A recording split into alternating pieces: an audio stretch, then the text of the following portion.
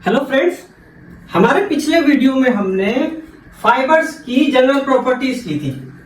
हालांकि फाइबर में यार्न बनाने के लिए क्या क्या प्रॉपर्टीज होनी चाहिए और कुछ कंडीशन प्रॉपर्टी की थी जो समरवेयर के लिए जरूरत होती है। ठीक है, इस वीडियो में इस क्लास में हम करेंगे कि स्पेसिफिकली कॉटन की क्या क्या प्रॉपर्टीज होती हैं। ठीक है, अच्छा प्रॉपर्टीज तो होती हैं, लेकिन प्रॉपर्टीज किस वजह से होती हैं?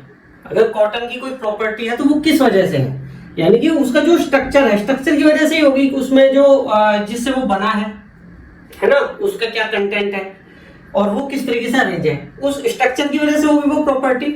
तो वो जो प्रॉपर्टी है वो किस वजह से है, स्ट्रक्चर की किस खूबी की वजह से वो प्रॉपर्टी है, वो मेनली हम इस वीडियो में डिस्कस करेंगे। ठीक है, अच्छा जब कॉटन पेड़ पे लगता है, उगता है, तो उसे हम तोड़ते हैं, प्लग करते हैं, या तो हम मशीन से प्लग करते हैं या हम मैनुअली पिक करते हैं। ठीक है, लेकिन हम एक चीज का ध्यान रखते हैं कि तोड़ने से पहले, ठीक है, हार्वेस्टिंग से पहले वो कॉटन ढंग से मैच्योर हो गई हो। मैच्योर हो गई हो मतलब पक गई हो। ऐसा ना हो कि कॉटन कच्ची रह जाए, वो मैच्योर ना हुई हो और हम तोड़ लें। अगर हम तोड़ लेंगे तो प्रॉब्लम हो जाएगी। कब? प्रोसेसिंग के टाइम पे क्या होगा? देखो, जब फाइबर से यार्न बनाते हैं तो बहुत ज्यादा फोर्सेस काम करते हैं। एक तो फोर्सेस जैसे फाइबर एक दूसरे के नीचे दब जाते हैं, है ना, ऊपर से फोर्स पड़ता है। और दूसरा, फाइबर्स जब बनते हैं, यार्न बनता है, कुछ भी होता है तो ना इस तरीके से फोर्स पड़ता है, यानी कि रोलर के नीचे से मटेरियल पास होता है। ठीक है, तो ये वाला इस तरीके का प्रेशर भी पड़ेगा और इस तरीके का भी प्रेशर पड़ेगा। अगर फाइबर मैच्योर नहीं है, मैच्योर ना होने से मतलब क्या है कि फाइबर पूरी तरीके से पका नहीं है। अगर फाइबर मैच्योर नहीं हुआ है तो इसका मतलब वो अभी वीक है ना, उसमें रिजिडिटी बहुत कम है, उसमें स्ट्रेंथ बहुत कम है। तो स्पिनिंग प्रोसेस के टाइम पे यार्न बनाते हुए वो ब्रेक हो जाएगा। एक तो वो टूटने ज्यादा हो जाएंगे तो वेस्टेज बढ़ जाएगा। ठीक है, दूसरा, अगर उसमें स्ट्रेंथ नहीं है और वो ब्रेक होगा तो फाइबर छोटे छोटे हो जाएंगे। छोटे छोटे हो जाएंगे तो यार्न में स्ट्रेंथ भी नहीं आएगी और यार्न में शाइन भी नहीं आएगा, लस्टर भी नहीं आएगा। ठीक है, अच्छा तीसरी एक बहुत इंपॉर्टेंट बात क्या होगी, फाइबर अगर मैच्योर नहीं है ना, फाइबर जैसे ये है, ठीक है, तो क्या होगा कि अगर इसमें स्ट्रेंथ नहीं है तो ये ऐसे घूम जाएगा। और घूमता तो ऐसे भी है, लेकिन ना उसमें एक इलास्टिक प्रॉपर्टी होती है कि भाई ऐसे घूमा लेकिन फिर वापस ऐसे आ गया। अगर वो इमेच्योर है तो वो घूमा घूमा घूमा घूमा और वो इस तरीके से ऐसे हो जाएगा, यानी कि वो वापस से अपनी ओरिजिनल पोजीशन में नहीं आ पाएगा प्रेशर डालने के बाद। तो क्या होगा, इस तरीके से करके नैप्स बन जाते हैं, इन्हें बोला जाता है नैप्स। ठीक है, उस स्टेज पे तो नैप्स दिखाई नहीं देंगे, लेकिन जब ये कलर बन जाएगा, जब इसमें कलर हम डाल देंगे, यानी कि डाई कर देंगे, जब फैब्रिक तैयार हो जाएगा हम उस पर डाई कर देंगे तो इस तरीके के फैब्रिक्स पे डॉट्स नजर आएंगे, है ना।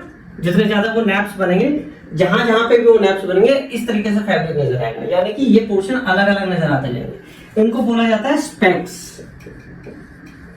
तो यानी कि इमेच्योर अगर फाइबर्स हमने ले लिए तो स्पेक्स की प्रॉब्लम आएगी, और प्रॉब्लम्स तो आएंगी ही आएंगी। स्पिनिंग के टाइम पे वेस्टेज ज्यादा होगी, यार्न अच्छा नहीं बनेगा, लस्टर नहीं होगा, उसमें स्ट्रेंथ नहीं होगी।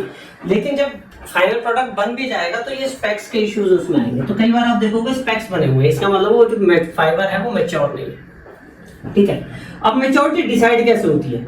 देखो, जैसे ये कॉटन है, ठीक है, इसमें लेयर्स बनी हुई है, इसमें वॉल्स बनी हुई है। ठीक है, तो एक तो होती है इनर पोर्शन, है ना, फिर ये ना इस तरीके से वॉल्स बनी होती है। तो एक ये आउटर वॉल है और एक ये इनर वॉल है। जो आउटर वॉल है, यानी कि जो जस्ट बाहर का जो सरफेस है उसके जस्ट अंदर वाली वॉल है, उसे बोलते हैं प्राइमरी वॉल। Primary wall. और जो अंदर वाली वॉल है उससे जस्ट अंदर वाली वॉल, जो सेकेंड वॉल है, वो बोलते हैं सेकेंडरी वॉल। ठीक है, तो जैसे जैसे फाइबर मैच्योर होता है, ये जो वॉल्स है ये थिक होनी शुरू हो जाती है। क्या हो जाएंगी? थिक, अदरवाइज वो रहेंगी थिन। तो फाइबर पकता जाएगा तो वो थिन मोटी होती जाएंगी। तो जो ओवरऑल जो क्रॉस सेक्शन है ना, उसकी थिकनेस का अगर प्राइमरी और सेकेंडरी वॉल की जो थिकनेस है वो 50% से ज्यादा है, 50% से अगर ज्यादा है प्राइमरी और सेकेंडरी वॉल की थिकनेस टोटल मिला के फाइबर क्रॉस सेक्शन से, तो समझ लो वो फाइबर मैच्योर है ना। नॉर्मली 50% से 80% तक थिकनेस हो सकती है मैच्योर फाइबर में, ठीक है। लेकिन अगर ये थिकनेस रह गई 45% से कम, तो वो फाइबर इमेच्योर है। तो हम क्या करेंगे, हम कोशिश करेंगे कि लॉट में, कॉटन के लॉट में इमेच्योर फाइबर ज्यादा ना हो, नहीं तो वही वाले इश्यूज आएंगे जो अभी हमने डिस्कस किए थे। और अगर थिकनेस 25% से कम है तो उन फाइबर्स को बोला जाता है dead fibres. Dead fibres, wall की थिकनेस अगर फाइबर क्रॉस सेक्शन के 25% से अगर कम है तो उन्हें बोला जाता है डेड फाइबर्स। तो 3 तरीके के फाइबर्स होते हैं, मैच्योर फाइबर्स, इमेच्योर फाइबर्स और डेड फाइबर्स। तो हमारी यार्न बनाने के लिए हमारी कोशिश रहेगी कि जो फाइबर है वो मैच्योर हो गए, ठीक है। अच्छा, तो ये हो गया एक चीज। दूसरी प्रॉपर्टी है लेंथ ऑफ द फाइबर, ठीक है। ये हम पहले भी डिस्कस कर चुके हैं। ये तो पहले लेंथ तो इंपॉर्टेंट है ही है ना। लेंथ जितनी ज्यादा होगी ओवरलैपिंग उतनी अच्छी होगी, ट्विस्ट उतना कम देना पड़ेगा। ओवरलैपिंग जितनी ज्यादा होगी फाइबर की स्ट्रेंथ उतनी ज्यादा होगी। ओवरलैपिंग जितनी ज्यादा होगी ट्विस्ट उतना कम देना पड़ेगा, तो फाइबर जो यार्न है वो सॉफ्ट बनेगा। ओवरलैपिंग ज्यादा होगी, ट्विस्ट कम देना पड़ेगा। ट्विस्ट कम देंगे तो लाइट का रिफ्लेक्शन अच्छा होगा, उससे शाइन बढ़ेगी। यानी कि लेंथ अच्छी होगी तो यार्न की अच्छी क्वालिटी बनेगी, ठीक है।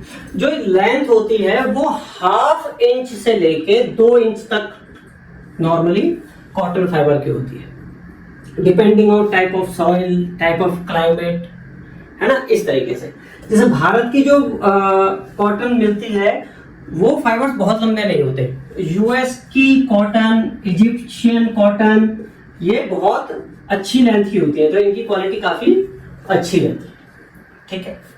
ये हो गया था। फिर आ गया फाइननेस। फाइननेस हमने पहले भी डिस्कस किया था। कॉटन की लेंथ अगर अच्छी होगी तो फाइननेस भी अच्छी होगी। फाइननेस का मतलब क्या है, मोटाई। फाइननेस अच्छी होने से मतलब है कॉटन लंबा होगा तो वो पतला भी होगा। जितना कॉटन लंबा होगा उतना वो पतला होगा। फाइननेस उसकी पतले होने से मतलब जितना पतला होगा फाइननेस उतनी ज्यादा होगी, इस तरीके से बोलते हैं। फाइननेस अगर ज्यादा होगी तो यार्न के क्रॉस सेक्शन में जो मिनिमम फाइबर होते हैं वो ज्यादा आएंगे। ज्यादा आएंगे तो एक दूसरे के वो जो फाइबर हैं एक दूसरे के अनइवननेस को, एक दूसरे की कमियों को ढक लेंगे, तो यार्न ज्यादा इवन बनेगा। इवन बनेगा तो लस्टर ज्यादा होगा क्योंकि लाइट का रिफ्लेक्शन उतना अच्छा होगा। फाइननेस ज्यादा है तो लेंथ भी अच्छी होगी, तभी फाइननेस ज्यादा है, तो लेंथ वाले सारे कैरेक्टरिस्टिक्स हमें मिल जाएंगे। अच्छा, फाइननेस हम नापते कैसे हैं?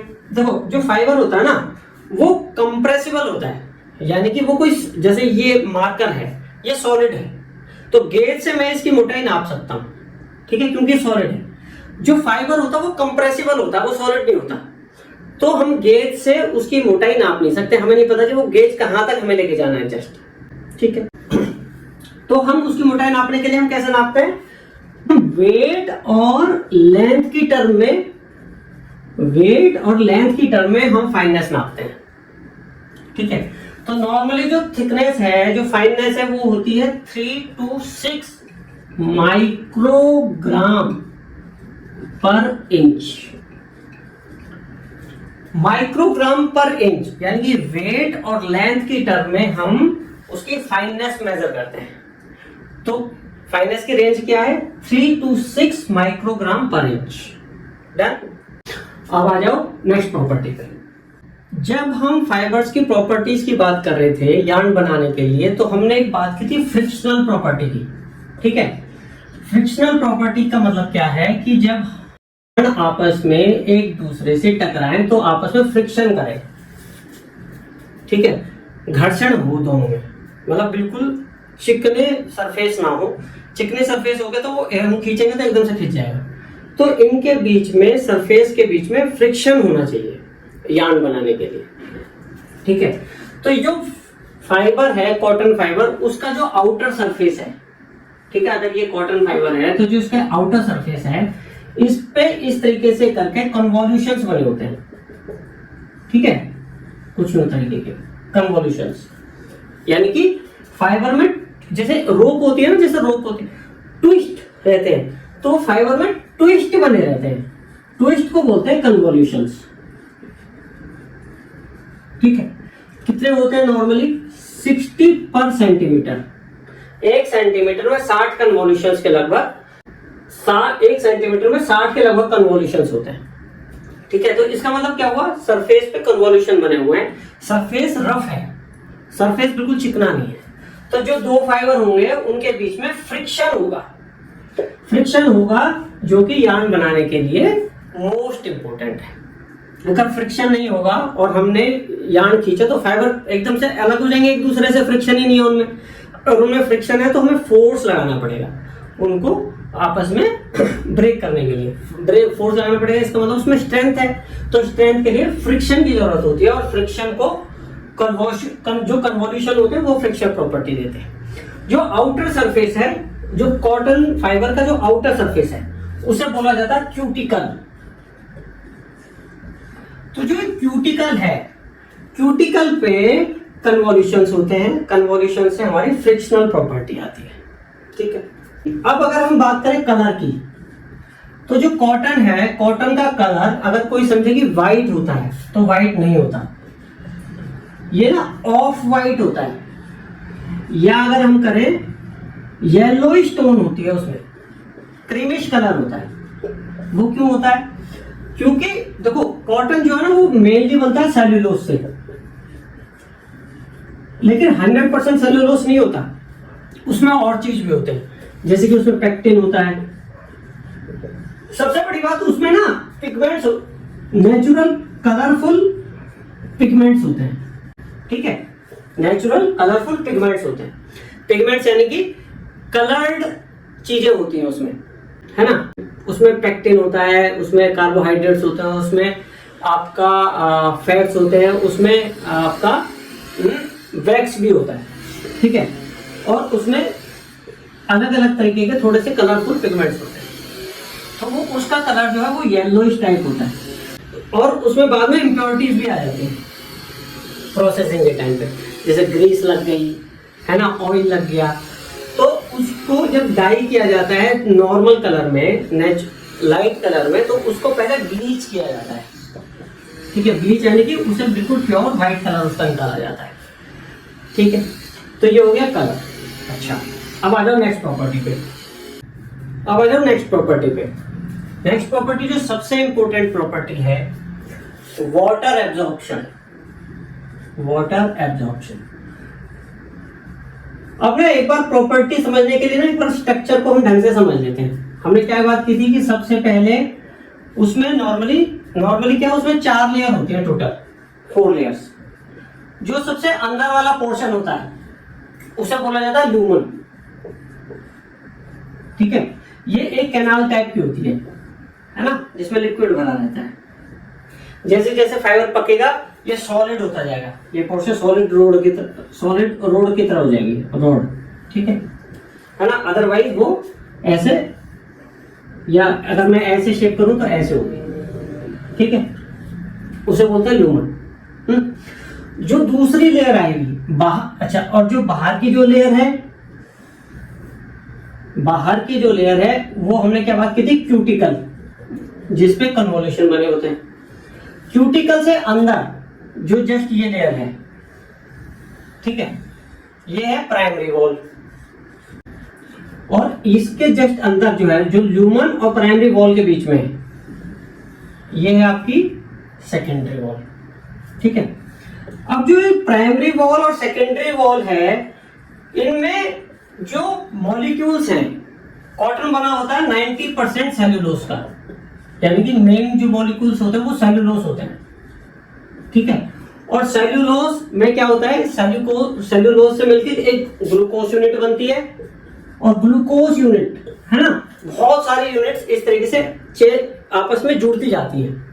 एक स्मॉल यूनिट रिपीटिंग यूनिट है और वो रिपीट हो के पूरा ब्लॉक बना लेते हैं, चेन्स बनी होती हैं। ठीक है, वो जो चेन्स बनी होती हैं उनके बीच में हाइड्रोजन बॉन्डिंग होती है। ठीक है, जैसे ये चेन्स है ना, जो भी है, तो ये हाइड्रोजन बॉन्डिंग है उनके बीच में, जिससे कि उसे स्ट्रेंथ मिलती है।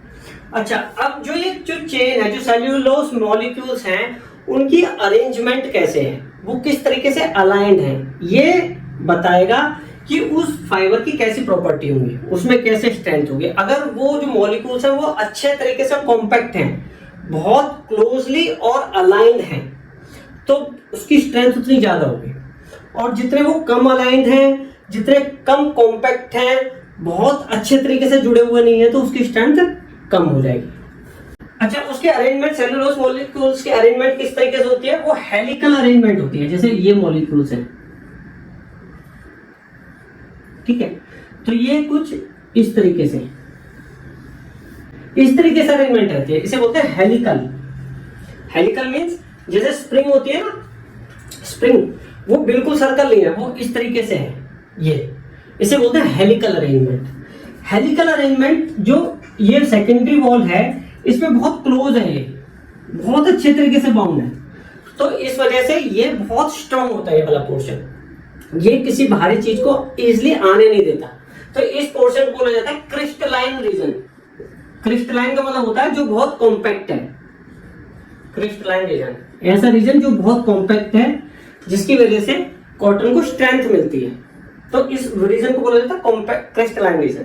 अच्छा, जो ये सेकेंडरी वॉल है, इसमें लगभग 95% 90 से 95% सेलुलोज ही होता है और कुछ नहीं होता। ये जैसे जैसे कॉटन पकता है वैसे वैसे सेलुलोज यहाँ पे डेवलप होता है और उस हिसाब से वो क्रिस्टलाइन बनता जाता है।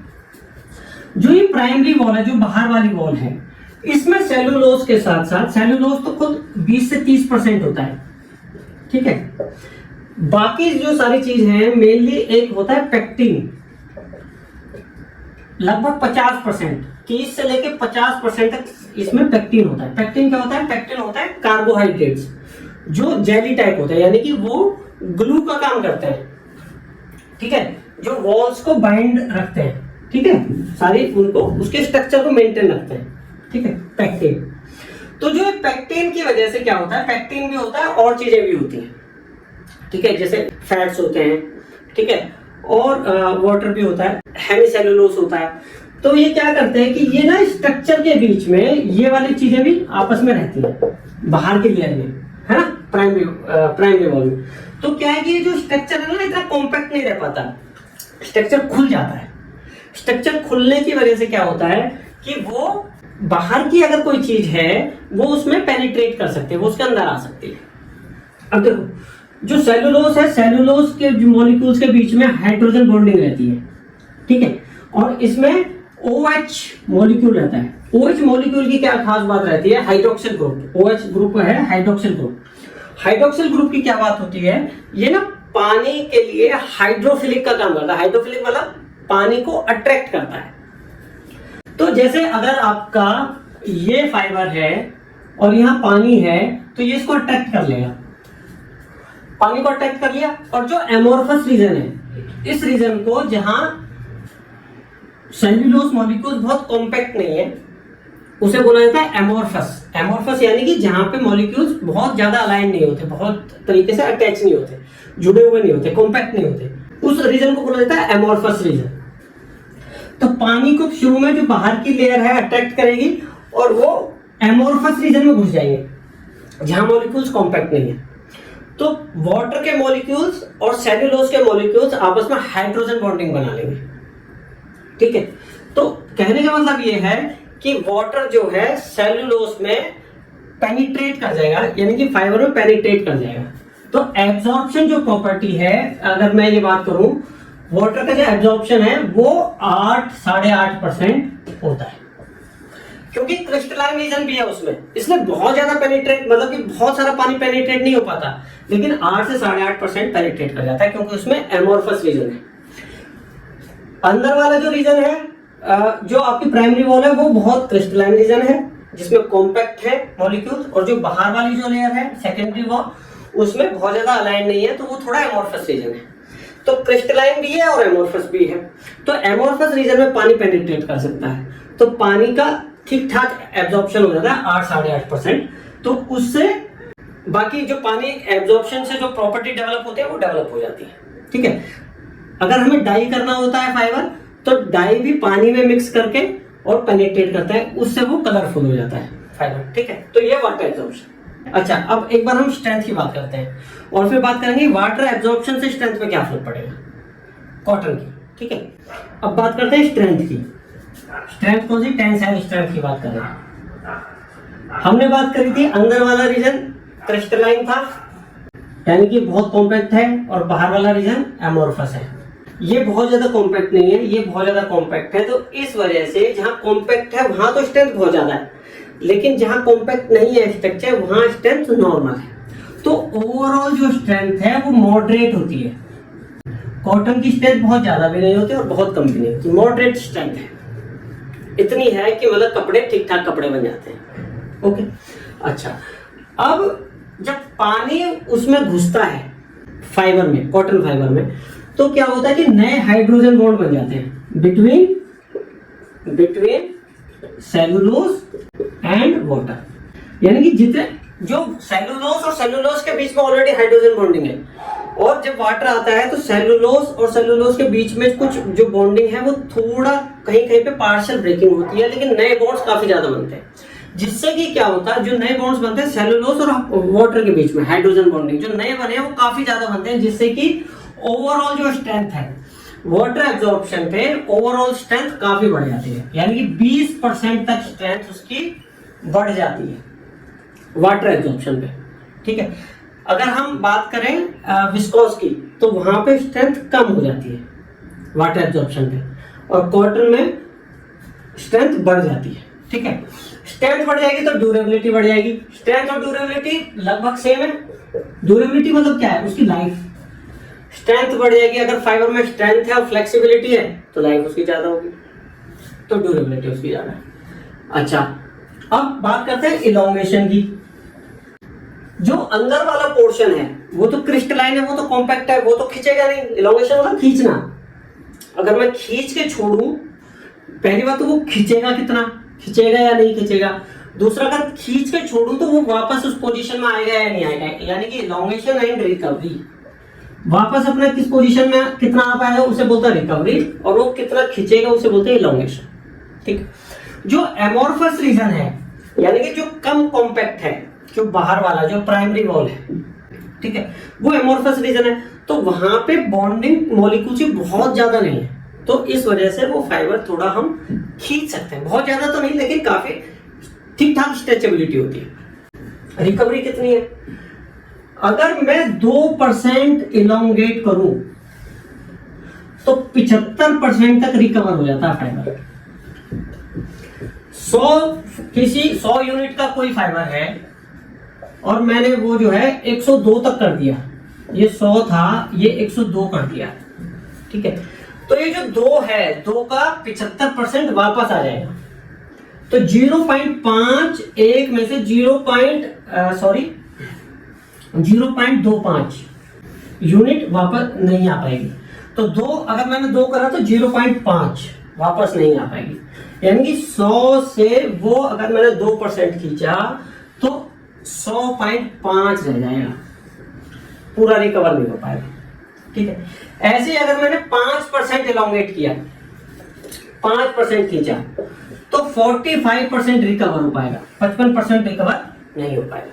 ठीक है, और रिकवर जो इलोंगेशन है वो किस वजह से है? वो एमोर्फस रीजन की वजह से है, जहां पे जो मॉलिक्यूल्स हैं सेलुलोज के वो बहुत ज्यादा कॉम्पैक्ट नहीं है। क्लियर? अच्छा, अब आते हैं नेक्स्ट प्रॉपर्टी पे। अच्छा, एक चीज रह गई, जैसे मॉइस्चर एब्जॉर्प्शन है उसका इंपैक्ट क्या होता है, उसकी क्या इंपॉर्टेंस है? देखो, एक तो सबसे पहले इसकी इंपॉर्टेंस प्राइसिंग में होती है। जब खेतों से माल गया कॉटन में तो वो मॉइस्चर तो एब्जॉर्ब करेगा ना, है ना? तो वो जो प्राइसिंग होती है वो होती है वेट के हिसाब से। अब पानी जितना ज्यादा उसने एब्जॉर्ब कर लिया तो वेट बढ़ जाएगा, वेट बढ़ जाएगा तो कॉस्ट बढ़ जाएगी।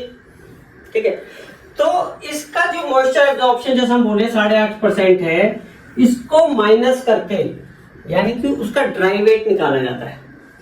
ये जो मॉइस्चर का वेट है वो 8.5% के हिसाब से कम करके ड्राई वेट का कॉस्ट पे किया जाता है।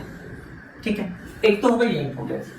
दूसरी इंपॉर्टेंस मॉइस्चर की क्या होती है, मॉइस्चर एब्जॉर्प्शन में प्रोसेसिंग में यार्न प्रोसेसिंग होती है। यार्न प्रोसेसिंग का मतलब है यार्न बनाना। ठीक है, तो क्या होता है कि अगर वाटर एब्जॉर्ब ना करे तो यार्न और फाइबर के बीच में फ्रिक्शन होगा, जिससे कि स्टैटिक जो है जनरेट होगा, इलेक्ट्रिसिटी जनरेट होगी। ठीक है, जब इलेक्ट्रिसिटी जनरेट होगी तो फाइबर ना आपस में रिपेल करेंगे, तो यार्न बनाना बहुत मुश्किल हो जाएगा।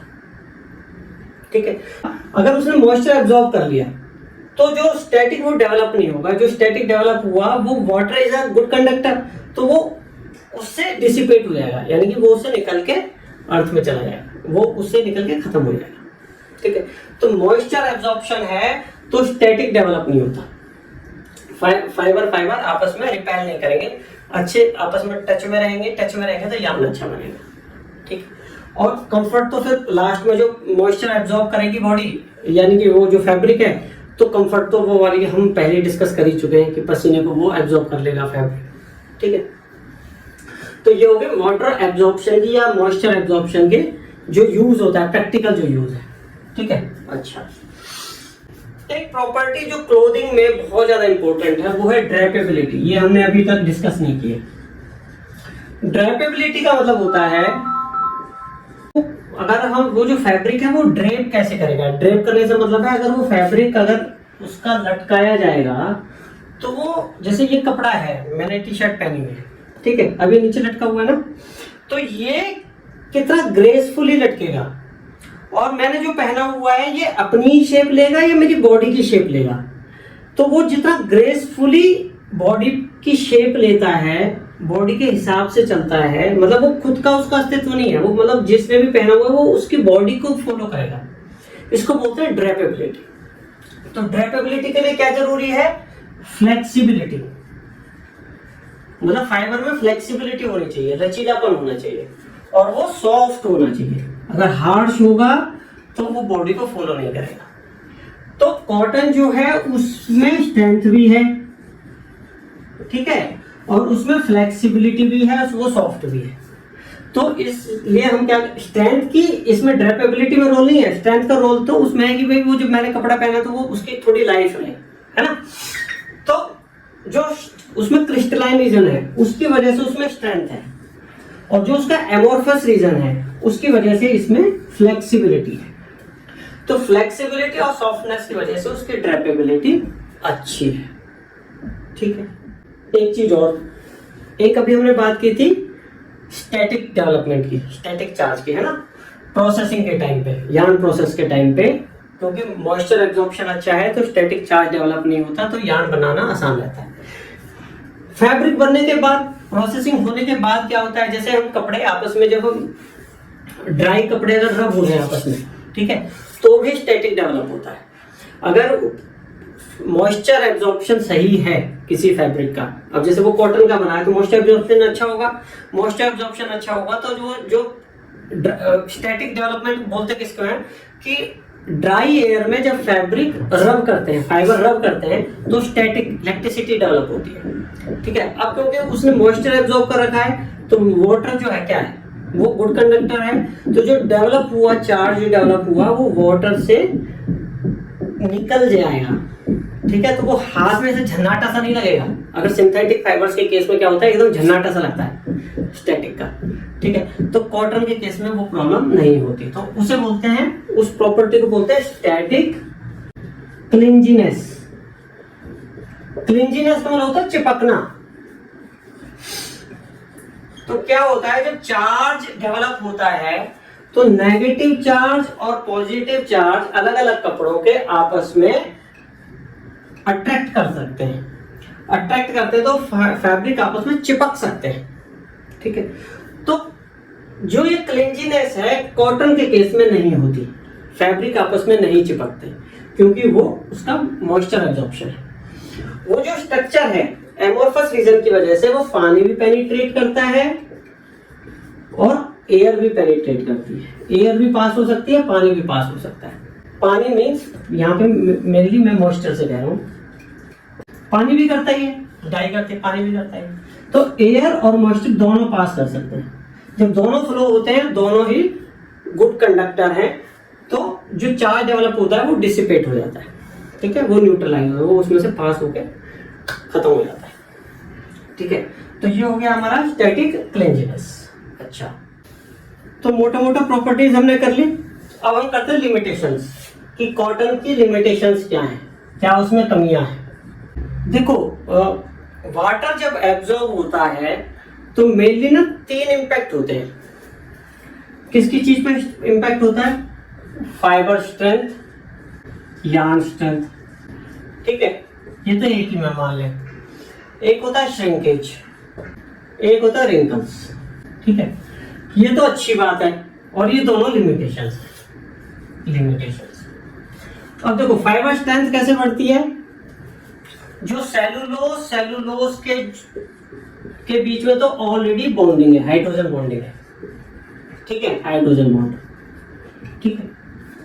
जब वाटर से रिएक्शन हुआ, जब वाटर को अट्रैक्ट किया, तो वाटर के साथ भी जो इसका OH ग्रुप है, वाटर के साथ भी, मैं रफली लिख रहा हूँ केवल समझाने के लिए, मैं ज्यादा केमिस्ट्री में नहीं जाऊंगा, ठीक है। तो उसमें भी जो सेलुलोज और वाटर के बीच में भी हाइड्रोजन बॉन्डिंग हुई, तो क्या हुआ? हाइड्रोजन बॉन्डिंग ओवरऑल बढ़ गई। बढ़ने से क्या हुआ? उसकी स्ट्रेंथ बढ़ गई, फाइबर की स्ट्रेंथ बढ़ गई, ठीक है। अच्छा, अब देखो, जो सेलुलोज के बीच में जो बॉन्ड थे वो थोड़े पार्शियली ब्रेक हो गए, यानी कोई जो बॉन्ड है वो टूट गया। टूटने से क्या हुआ?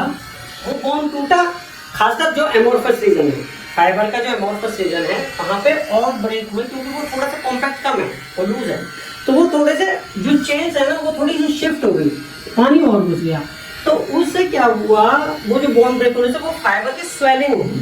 क्या हो गई? फाइबर की स्वेलिंग, यानी कि फाइबर फूल गया। फाइबर फूल गया तो जो यार्न है, ठीक है, यार्न तो फाइबर के जोड़ने से बना हुआ है, तो जब सारे फाइबर फूल गए तो फाइबर के बीच में जो स्पेस था ना, यार्न में फाइबर्स हैं, ठीक है, तो जो इनमें जो स्पेस है, फाइबर के जो बीच का स्पेस है वो कम हो गया, यानी कि फाइबर जो इतने पहले ये थे वो बिल्कुल जुड़ गए। तो स्ट्रेंथ, जो फाइबर के स्पेस कम हो गया स्वेलिंग होने से, ये भी फूला ये भी फूला, तो स्पेस और कम हो गया, स्पेस और कम हो गया तो फ्रिक्शन और ज्यादा बढ़ गया, फ्रिक्शन और ज्यादा बढ़ गया तो यार्न की स्ट्रेंथ भी बढ़ी। यानी कि जब वाटर एब्जॉर्ब हुआ तो पहले फाइबर की स्ट्रेंथ बढ़ी, फाइबर स्वेलिंग हुई, और स्वेलिंग होने से यार्न की स्ट्रेंथ भी बढ़ गई, ये, ठीक है। अब आओ श्रिंकेज पे। प्रोसेसिंग के टाइम पे फाइबर से यार्न बना, उस टाइम पे फोर्स लगा, स्ट्रेचिंग हुई, यार्न से फैब्रिक बना, यार्न की स्ट्रेचिंग हुई, फैब्रिक की स्ट्रेचिंग हुई, रोलर के बीच में से निकल रहे हैं वो, ठीक है। तीसरी चीज डाइंग हुई, तो डाइंग के टाइम पे भी रोलर्स में से निकला, स्ट्रेचिंग हुई, इधर से भी स्ट्रेचिंग हुई, इधर से भी लेंथ वाइज भी स्ट्रेचिंग चली और वेट वाइज भी स्ट्रेचिंग चल रही है, ठीक है। तो उससे क्या हुआ? उसमें टेंशन क्रिएट हो गई, टेंशन क्रिएट हुई, यानी कि जितनी लंबाई थी उससे ज्यादा लंबाई हो गई, अब उसी में वो सेट हो गया। लेकिन जब पानी से रिएक्शन हुआ तो जो ये नए बॉन्ड बने ना स्ट्रेचिंग के टाइम पे, ये ब्रेक हो गए, क्योंकि जो ये फैब्रिक है सेलुलोज है तो सेलुलोज का है ना, सेलुलोज से जैसे हाइड्रोजन बॉन्डिंग हुई तो ये वाटर जब वहां पे घुसा तो ये जो टेम्परेरी बॉन्ड बने थे ना स्ट्रेचिंग के टाइम पे, वो सारे ब्रेक हो गए और ये रिलैक्स हो गया तो ये वापस से अपनी स्टेज में आया और ये श्रिंकेज हो गया। मतलब लंबाई बढ़ी, प्रोसेसिंग के टाइम पे जितनी लंबाई थी प्रोसेसिंग से पहले, प्रोसेसिंग के बाद वो बढ़ी और फिर से वो वापस आ गई, यानी कि वो जो हम सोच रहे थे वो श्रिंक कर गया, ठीक है। अच्छा, अब लेकिन जब हम फैब्रिक, वो तो उस टाइम पे वो वॉश करके कस्टमर को बेच दिया उसने फॉर एग्जांपल, ठीक है। अब जब हम जो कस्टमर है ना, जैसे हमने ये टी शर्ट पहनी हुई है, जब मैं इसे वॉश करता हूं और सुखाता हूं तो उसमें रिंकल्स पड़ जाते हैं, ऐसा क्यों होता है, ठीक है।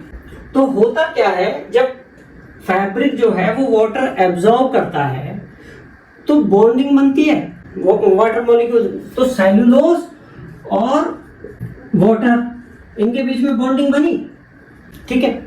और जो सेलुलोज के बीच में बॉन्डिंग कुछ ब्रेक हुई, है ना। अब जब सुखाया, वो कपड़ा जब सूखा, तो ये जो बॉन्डिंग है, जो वाटर मॉलिक्यूल्स तो खत्म हो गए, उड़ गया, वो वेपर्स हो गया, तो सेलुलोज और वाटर के मॉलिक्यूल्स की बॉन्डिंग तो ब्रेक हो गई, ठीक है। और जो सेलुलोज की जो बॉन्डिंग वाटर की वजह से ब्रेक हुई थी, वो वापस से जुड़ेगी, सेलुलोज मॉलिक्यूल्स के बीच की बॉन्डिंग वापस जुड़ेगी। लेकिन जब वो वापस जुड़ेगी तो बिल्कुल उसी सिचुएशन में नहीं जुड़ेगी जितने पहले थी। वाटर एब्जॉर्ब होने से पहले जो बॉन्डिंग थी, जो मॉलिक्यूल्स आपस में जुड़े हुए थे, मॉलिक्यूल्स तो लाखों करोड़ों हैं, तो ऐसा नहीं कि जो बॉन्डिंग पहले थी जिस मॉलिक्यूल के बीच में थी, वो बिल्कुल वहीं पे आके उसी से जुड़ेगा, वो किसी और से जुड़ गया, उसकी वाइब्रेशन की वजह से वो कहीं और जुड़ गया, वो कहीं और जुड़ गया, तो वो जो वो वापस से रीअलाइनमेंट है वो बिल्कुल सेम नहीं हो पाई जो पहले थी। तो इस वजह से क्या हुआ, वो रिंकल्स पड़ गए। जैसे कि ये था, इस तरीके से बॉन्डिंग बनी हुई है अलग अलग, अब ये वाला जो है इससे जुड़ गया, ये वाला इससे जुड़ गया, ये वाला इससे जुड़ गया, तो ये क्या है कि वो गुलझट से पड़ जाएंगे, है ना, तो वो रिंकल्स पड़ जाएंगे। तो रिंकल्स ना पड़ने के लिए क्या किया जाता है, फिनिश यूज की जाती है, कुछ ऐसा या फाइबर ऐसा यूज किया जाता है कि जो पानी को एब्जॉर्ब ही ना होने दे अंदर। पानी पहले एब्जॉर्ब होगा और फिर उड़ेगा, तो सेम प्रॉब्लम आएगी ही आएगी, ठीक है। तो प्रॉब्लम्स क्या हुआ, श्रिंकेज हुआ और रिंकल्स का हुआ कॉटन में, ठीक है। अच्छा, एक प्रॉब्लम हो रहा है कॉस्ट, हमने ये पहले भी बात की थी, कॉस्ट भी ज्यादा होती है, कॉस्ट ज्यादा होती है, रिंकल्स की प्रॉब्लम होती है, श्रिंकेज की प्रॉब्लम होती है। ये तीन मोटी मोटी बहुत बड़ी प्रॉब्लम्स होती है कॉटन में। तो इन प्रॉब्लम्स को सॉल्व करने के लिए, मेनली जो कॉस्ट को कम करने के लिए, इसमें पॉलिएस्टर का ब्लेंड बना दिया, पॉलिएस्टर मिला दिया जाता है इसमें। पॉलिएस्टर की कॉस्ट काफी कम है, तो कॉस्ट इससे काफी कंपनसेट हो जाती है। आप देखोगे जैसे टी शर्ट वी शर्ट ले जाते हो ना, इंडिया में तो कंटेंट लिखा नहीं होता, लेकिन आप किसी ब्रांडेड कपड़े में देखोगे तो 60-40, 70-30, यानी 70% कॉटन है, 30% पॉलिएस्टर है, 60-40, 50-50, 50 कॉटन, 50 पॉलिएस्टर, तो उससे कॉस्ट कम हो जाती है। और क्योंकि जो फाइबर है वो कॉम्पैक्ट स्ट्रक्चर है, ठीक है, मॉलिक्यूल्स बहुत अच्छे से अटैच होते हैं उसमें, तो वाटर का एब्जॉर्ब नहीं करता, वाटर का एब्जॉर्ब नहीं करता तो श्रिंकेज नहीं होगा, श्रिंकेज नहीं होगा तो रिंकल्स भी नहीं पड़ेंगे। तो ये इन तीन प्रॉब्लम्स को ब्लेंडिंग करके काफी हद तक, एक हद तक इस प्रॉब्लम को कवर कर लिया जाता है, ठीक है। नेक्स्ट वीडियो में हम किसी और फाइबर की, हम जूट की बात करेंगे, ठीक है। तो ये मेनली हमने लगभग प्रॉपर्टीज कॉटन की कवर कर लिए हैं, और किस वजह से होता है ये कवर कर लिया है। Thank you.